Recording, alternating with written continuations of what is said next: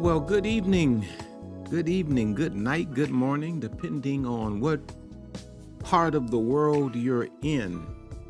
I am R.C. Blakes, as it is clearly scribbled across my face on the screen. I am R.C. Blakes, and you are tuned into another Monday night with R.C. Blakes, and let's talk. Please invite some others to come in to be a part of our conversation tonight. This is going to be a good one. Tonight, I'm talking about, let me see if I can pull my notes up so I can actually give you the exact title that I developed. Well, long story short, I'm talking about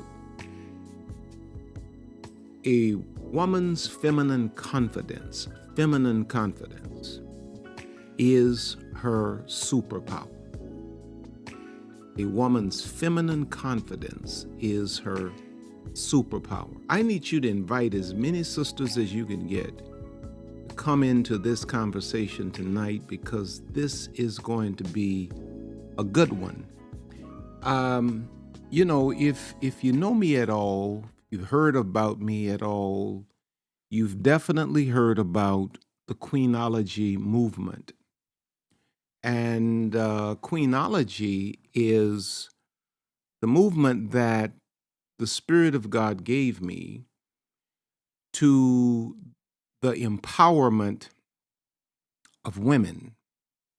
Queen consciousness is what we call it. It's where a woman begins to forsake all of the lies. She begins to process all of the misinformation that the world pours into a woman's soul.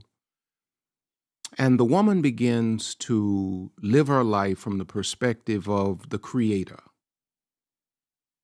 She views God as the source of her identity, and she gets and takes all of her signals relative to her self-esteem, her self-information. She takes that from God. And so when this happens, when a woman becomes queen conscious, as I like to call it, and if you don't have my book, you may have heard of this book. Well, I'm the author, Queenology. And though this book has been out for many years and has gone around the world, there are still many, many, many women who have not heard of queenology. But when a woman develops that queen consciousness, one of the first things that happens is that there is a transformation, there is an elevation in the woman's confidence. Because the world is flooded and plagued by women today who lack feminine confidence. And I use that phrase intentionally, feminine confidence, because we have a generation of women who project themselves almost as men. They emulate, they try to mimic the characteristics and the behavior of men so as to appear to the world to be confident, as though the only way to be confident is to behave like a dude or to behave like a man. Well, there's such a thing as feminine confidence. And when a woman is healthy, when a woman is whole, when a woman subscribes to the principles of queen consciousness, that woman learns to be confident as a woman. She doesn't have to be like a dude. She can be a soft boss. Confident. Well, I call this a superpower. I call feminine confidence a superpower. And a superpower is not merely about physical strength. You know, hear about superpower, we think about, seeing through walls, X-ray eyes or laser eyes or supersonic speed or superhuman strength. It's not just about physical strength or fantastic abilities, but a superpower is about an inner force that shapes reality. And for a woman, for a queen conscious woman, this force or this inner force is feminine confidence, a cultivated, grace-filled conviction rooted in her God-given identity, which empowers the woman to navigate the world with purpose, peace, and powerful authenticity. The problem that I find with most women in the world today is that you lack this authenticity. You lack this feminine confidence. And somewhere along the line, you were made to believe that another degree or another zero on, your bottom line, or bossing up here, bossing up there is the answer. It's not. Some of the most insecure people in the world are highly accomplished, overachievers. But this confidence is not the arrogance of self-sufficiency, but the quiet, unshakable assurance that the woman's worth is intrinsic and that her strength is derived from a source greater than herself. Now, this profound truth is echoed in the words of the Apostle Paul, who said in 2 Timothy 1:7, he says, "For God gave us a spirit, not of fear, but of power and of love and of a sound mind," or self-control, confidence. Now, feminine confidence is the living expression of this spirit that God has given us. It is the living expression of this power that is both, watch this, assertive and compassionate. It is both, the feminine confidence is assertive and compassionate. It's a love that begins with self-respect and a self-control that governs her heart and mind. It is the bedrock upon which the woman builds her life, builds her relationships, and ultimately builds her legacy. So can we talk about it tonight? I think I have about 5 points that I want to make relative to what this feminine confidence does in a woman's life. Number 1, uno. Her feminine confidence is her attractive energy. Her feminine confidence is her attractive energy.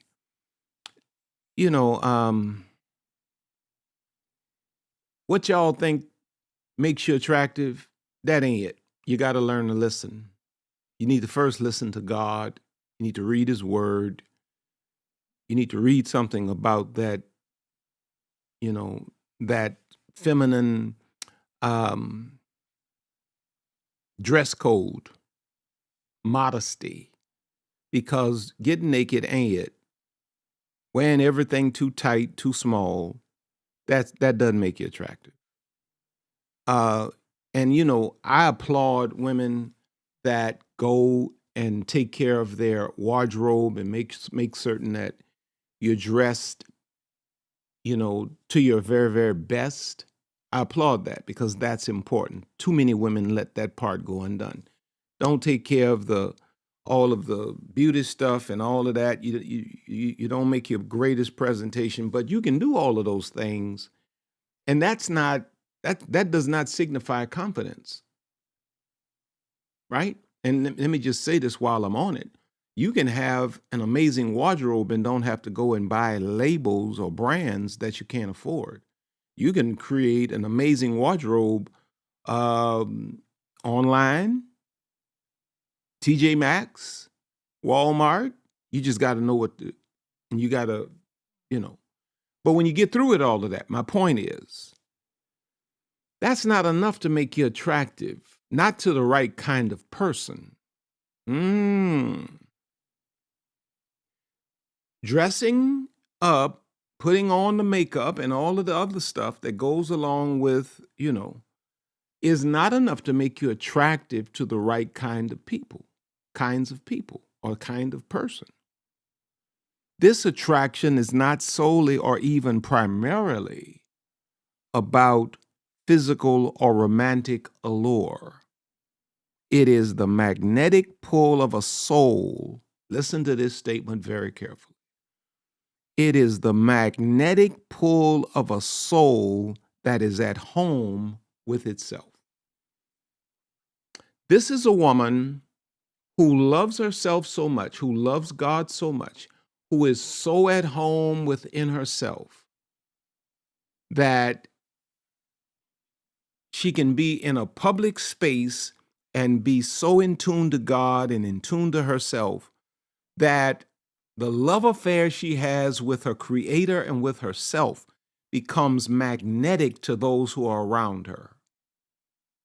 Juxtaposing that woman next to the greater percentage of women who are doing everything to be noticed and, breaking their neck trying to see if they're being seen. The woman whose soul is at home in itself becomes a magnet. A confident woman carries an energy or a spirit that draws people, watch this, that magnetizes opportunities and goodness toward her. It is the attraction of, watch this, stability in chaos, of clarity in confusion, and of warmth in a cold world. She does not need to chase validation. Her self-possession becomes a beacon that invites the right people and circumstances into her orbit. So that feminine confidence attracts. It is the woman's attractive energy. The virtuous woman in Proverbs 31 is described not just by her actions, but by her demeanor. It says in Proverbs 31:25, she is clothed. It says she is clothed with strength and dignity, and she laughs without fear of the future. This woman is feminine and confident. And so their strength and dignity are the very garments she wears. They are her visible, attractive energy. Nothing like seeing a woman who is just confident and still a woman. Doesn't have to be loud and brash and ignorant, but she can be dignified, she can be soft, she can be feminine, and she can yet be confident and no nonsense. In 1 Peter chapter 3, verses 3 and 4, it emphasizes that true beauty comes from the unfading beauty of a gentle and quiet spirit, which is of great worth in God's sight.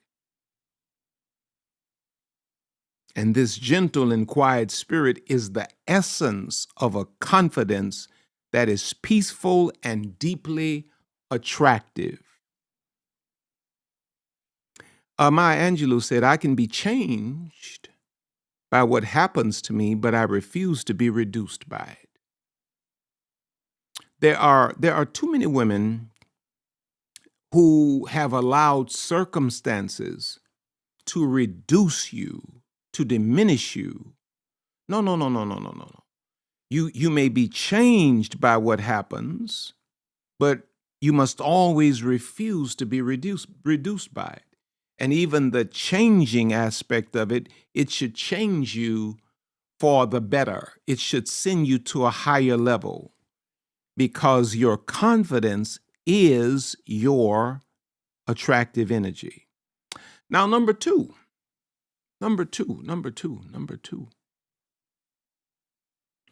Her confidence, her feminine confidence, this woman, is the protective guard of her heart and mind. Why does the woman's heart and mind need to be protected? It's because the world is constantly aiming for your confidence. That's why I believe my mission is so important. People say, well, why do you do this? Well, it's because I've been on both sides of the fence. I've been the man that played the games that wrecked women's confidence when I was much, much, much younger. Make sure we're clear on that if this is your first time watching me. Many decades ago, I've been the guy that played with a woman's confidence, said things intentionally to break her, to make her feel like her self-perspective, rather, to make her see herself less than she actually was. Because if you can ever get a woman to see herself or view herself as less than she is, you can manage her. This is how PhD women are manipulated by GED men. But when a woman is queen conscious, her confidence is the protective guard of her heart and mind. A man can't play with a woman who functions in feminine confidence. Because in a world saturated with opinions, criticisms that are not constructive, and negativity, confidence acts as a discerning filter and a fortified wall. It is the internal gatekeeper that decides what and who gains entry into her sacred inner world. And this confidence allows her to receive constructive feedback without crumbling, and to reject destructive narratives without internalizing them. It protects her peace, preserves her mental health, and guards her heart from relationships that would drain her spirit. I was saying I've been on both sides of the fence. And the woman's confidence is under assault 24/7 from the men in her life. Not all, of course. I mean, I'm speaking in generalities here. To media, to music, to fashion. You know, the attack on the woman's confidence, because the only way to manage the power of a queen is to put her to sleep relative to who she actually is. If you want to manage the power of a queen, put her to sleep as it relates consciously, put her to sleep as it relates to who she actually is and what power she actually possesses. And so the world works overtime to put the woman to sleep. And somebody has to wake the woman up. And sometimes God uses the least likely source to say, hey, wake up. This is who you really are. Because your confidence guards your heart and your mind. Listen to what the word of God says in Proverbs 4:23. It says, above all else, guard your heart, for everything you do flows from it. Confidence is the practical application of this very command. It is the wisdom to set boundaries, just like Jesus did when he withdrew from the crowds to pray. in Luke 5:16, demonstrating the confidence to prioritize his mission over the demands of the multitude. In Ephesians 6:10-18, it talks there about putting on the whole armor of God. Of course, I won't read all of those verses, but there it talks about the shield of faith. It is spiritual confidence that protects against spiritual and emotional attacks, because not only is the woman's confidence under attack socially, culturally, but it's also under attack spiritually.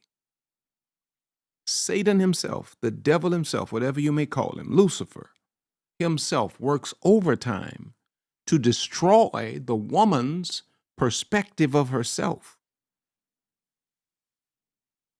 And so when you are unique and you're a little different and you don't do things the way everybody else does it, you'll have all kinds of thoughts about, oh, this is weird, I'm weird, I should just become like everybody else. I like what Lady Gaga said. She said you have to be unique and different and shine in your own way. Even if folk call you crazy or weird, do you. You got to have this power of self-assurance, because when a woman is confident in her unique identity, stop trying to be somebody else's body type or somebody else's complexion or somebody else's this or somebody else's that. Be the original you. Don't be a copy, don't be a cheap copy of another. Be the original you. Because you may be an exact copy, your value is still limited because you're not the original. You can only be the original you. And so your confidence is the protective guard of your heart and mind, whereas most women are bouncing back and forth trying to be all things to all people. When a woman operates in this feminine confidence, wow, she accepts herself, she loves herself, and she is herself in all situations. Number three, her feminine confidence is the ceiling for her potential and aspiration. What a woman believes about herself directly determines the height of her ambitions. A lack of confidence creates a low ceiling, causing the woman to shrink, play small, and abandon dreams before she even pursues them. How many of you are gifted, educated, have vision, you have dreams, hopes, but every time the opportunity shows up, you shrink and you find an excuse to fall back from it? What is that evident of? A lack of feminine confidence. You don't believe in yourself. And you say things like, oh, I got to make certain I got it perfect. No, perfectionism is just low self-esteem undercover.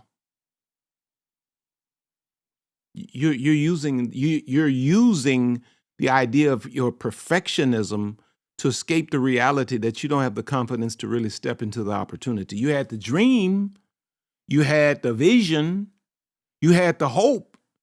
You see other people doing it. You have all of the preparation, but you just don't have the confidence. And so every time opportunity knocks, you hide under the bed. Because a lack of confidence creates a low ceiling, causing you to shrink, play small again, and ultimately abandon your dreams. Now, cultivated confidence, however, shatters this ceiling. It is the catalyst that transforms a fleeting thought of I wish into the firm conviction of I can, I will, I must, I have, I did.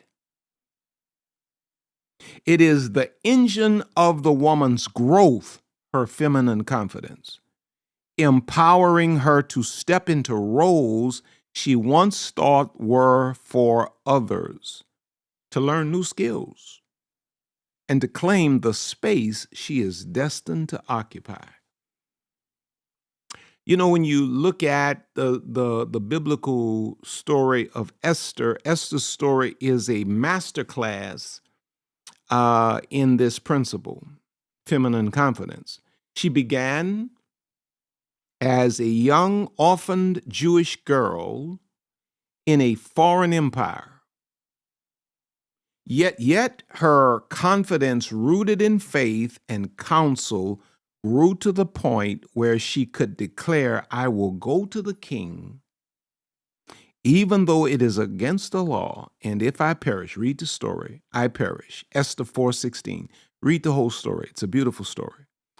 Her confidence, listen to this, her confidence literally raised the ceiling for not only her own potential, but for the salvation of her entire people. Sometimes your confidence, there's more on the line than you, your dreams, your goals, your confidence. There's a whole generation many times riding on your confidence.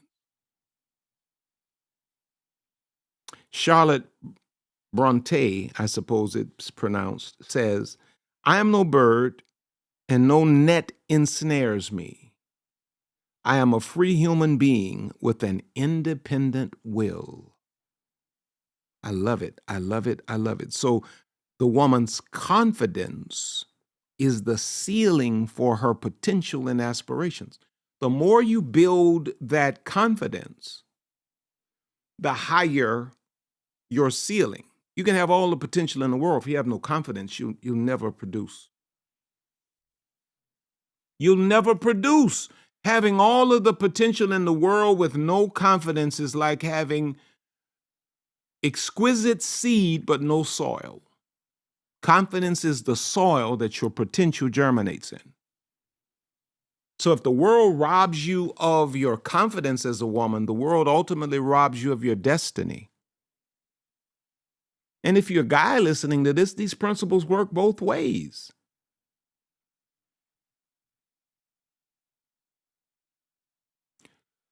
Number 4. I only have 5 tonight. The woman's feminine confidence is the true measure of her self-esteem. Now, self-esteem is quite often mistaken for the external trophies of achievement, beauty, or social status. But quite honestly, many times, women and people, men as well, people in general accomplish all of these things as just overachievers. It's no indication that I'm confident or I have high self-esteem because I accomplished this or that, because I have this or that. True confidence, however, reveals that self-esteem is an internal metric. Self-esteem is the quiet, private answer to the question, do I like and respect the woman I am when no one is watching? Do I love the woman in the mirror just as she is?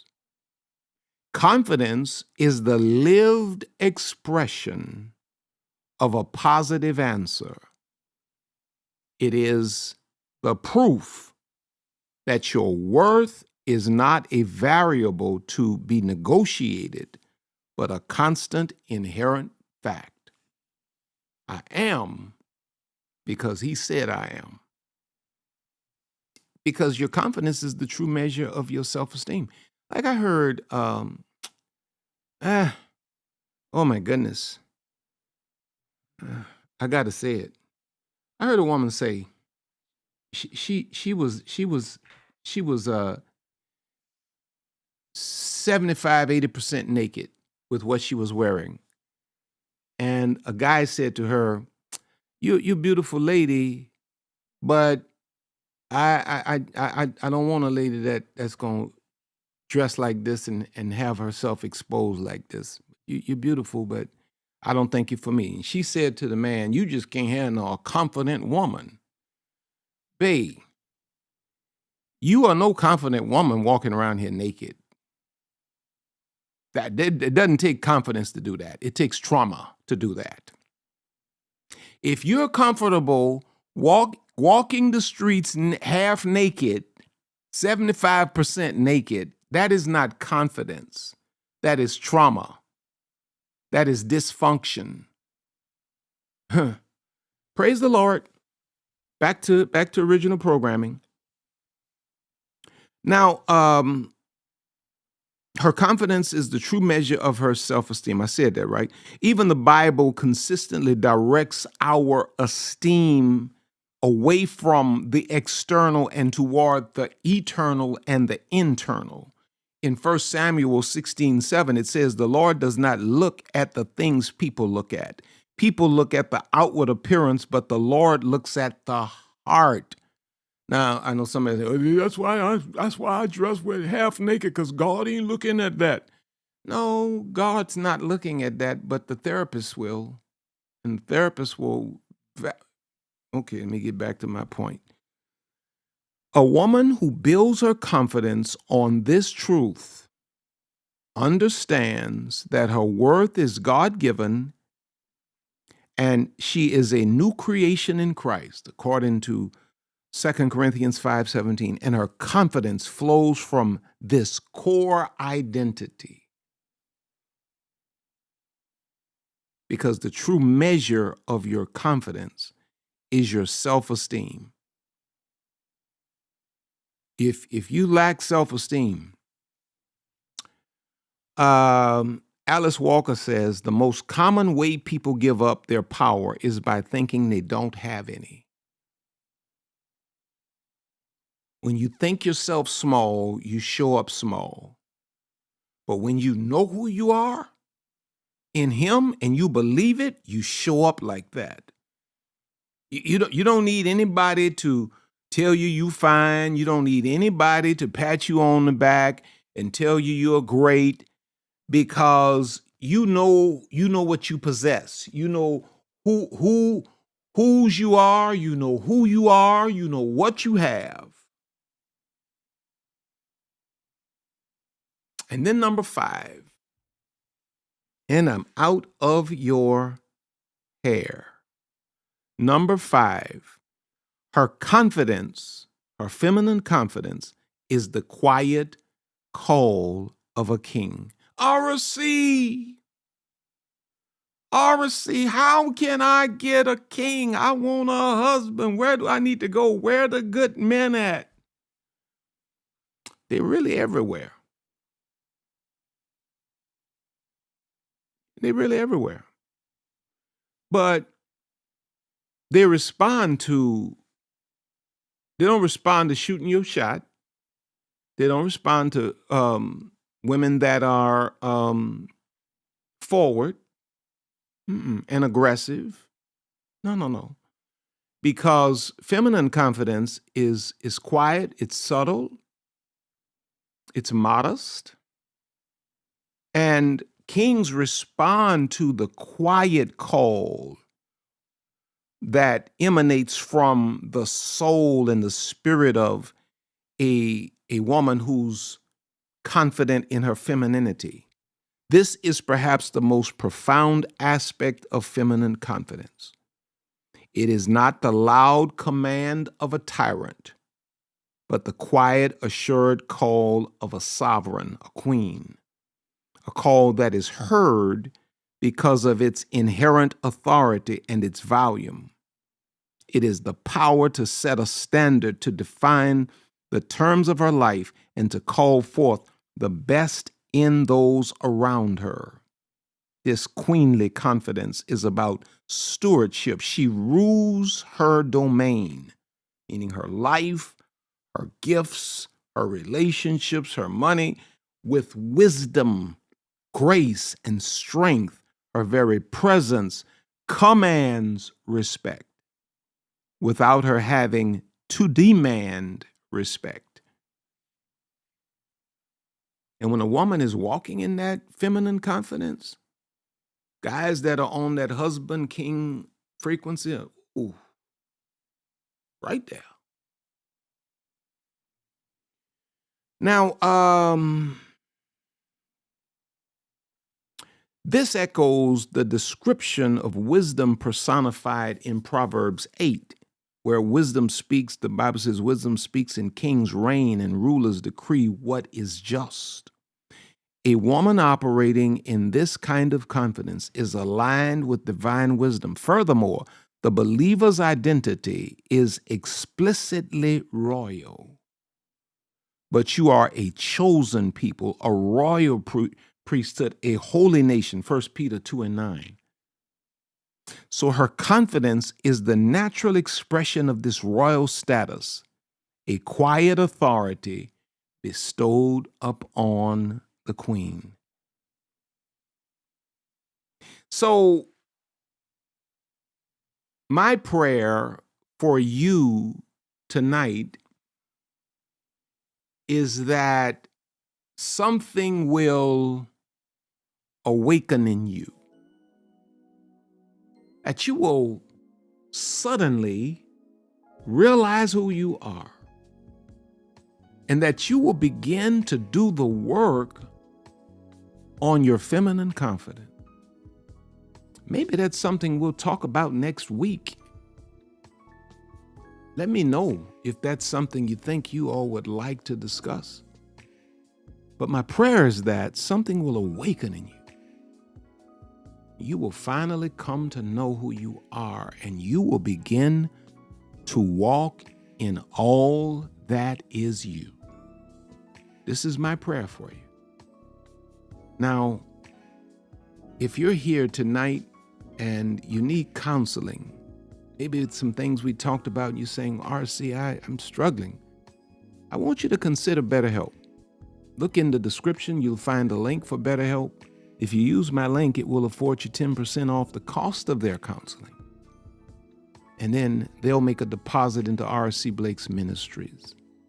So consider that. It'd be great to just talk some things through with therapist. Now, also, as you're watching this, we are in South Africa, and some of the royal court will be with me, or is with me. And next year, we're going to Rome. One of our trips is going to be to Rome. We're going to, rather Italy. We're going to Rome, Florence, Tuscany, Amalfi Coast. And we'd love to have you. And you can register now and start making payments. Now, even with the South Africa trip that we're on now, there were folk up until like last week that were saying, can I get a spot? The importance of booking your spot early is that we only have so many spots. There are only so many hotel rooms, so many this, so many that. And, you know, I hate to say, well, there's no more space, but that is the reality for many of these trips. And so if you want to go with Lisa and I to Italy, go to rcblakes.com now and secure your spot for Italy in June of 2026. If you've not joined the Royal Court, you should. It's an amazing community, and the little seed that you give monthly doesn't even compare to the benefit of the community, the information, the access, the Zooms we do. Oh, it's just amazing. It's just amazing. You should do that tonight. And thank God for, I'm certain that the moderators are putting the links in the description for you or in the chat for you.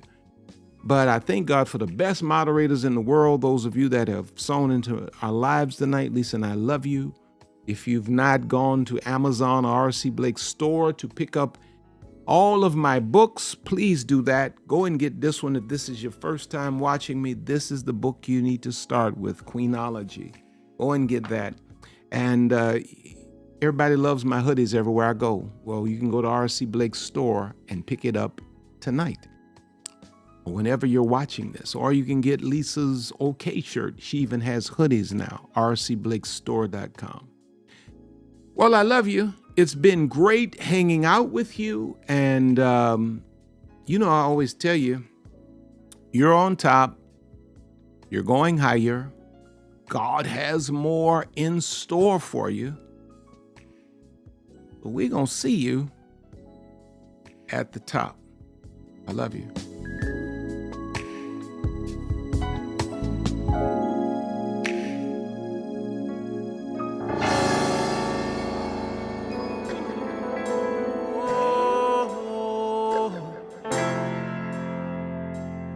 My queen, my queen. Oh, she.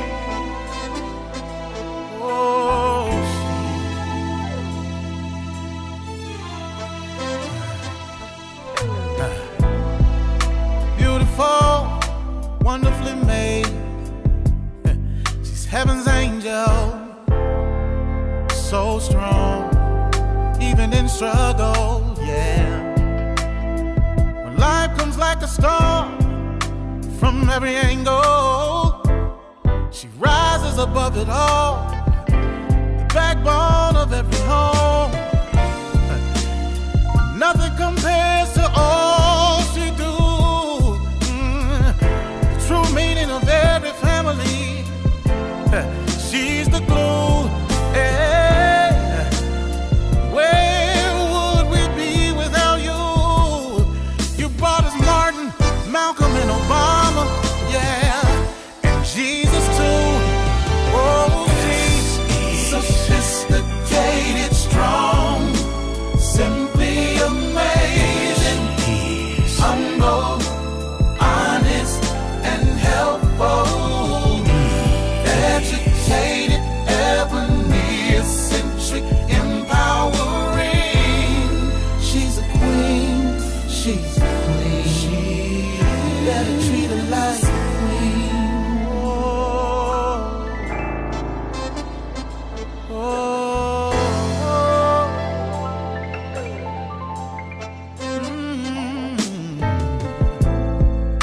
Her strength is amazing. Life inside, 9 months she's carrying. Back to work, cause the family she's carrying. Society don't give her just due, but she prevails.